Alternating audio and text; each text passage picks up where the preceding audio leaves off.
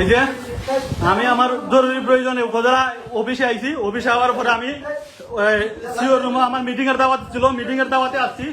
Meeting এর দাওয়াতে আসার পর আমি বসে রয়েছি, খুব সুন্দরভাবে কোনো কথাবার্তা নাই। আমার উপরে অতর্কিতভাবে হামলা করছে উপজেলা বিএনপির সভাপতি আব্দুর রকিব।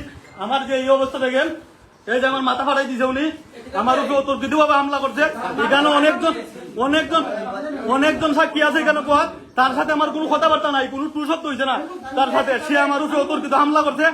আমি জানি না কিনা সে আমার উপরে অতর্কিত ভাবে হামলা করলো। তার সাথে আমি হাইও কই নাই, হেলো কই নাই, কিন্তু সে আমার উপরে এই যে দেখেন আমার কি অবস্থা করছে এবং আমার মাথা টাথা ফাটাইয়া রাখছে না।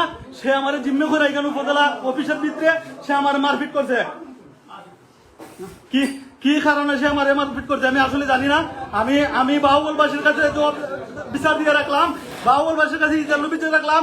আমার কি বালুর বিরুদ্ধে কথা কয়, আমার কি ভুল হয়েছে? আমি বালু নিয়ে কথা কওয়ার কারণে আজকে এখানে আমার উপরে হামলা হইলো।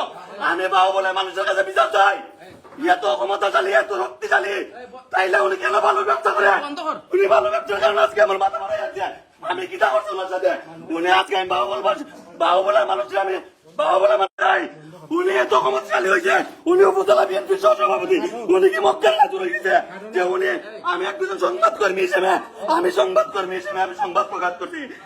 এর সাথে এছাড়া ওনার সাথে মানুষের সাথে বিচার দিয়ে রাখলাম যে আমি একমাত্র বালুর বিরুদ্ধে হরিতলার বালুর বিরুদ্ধে কথা বলার কারণে আজকে আমার উপরে নিঃশব্দ হামলা হয়েছে। আমার উপরে নিঃশব্দ হামলা হয়েছে। আমি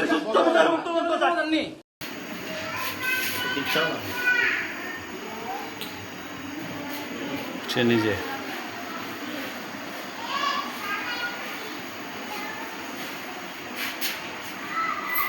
আমরা যখন আচ্ছা আচ্ছা আচ্ছা আচ্ছা ওকে ওকে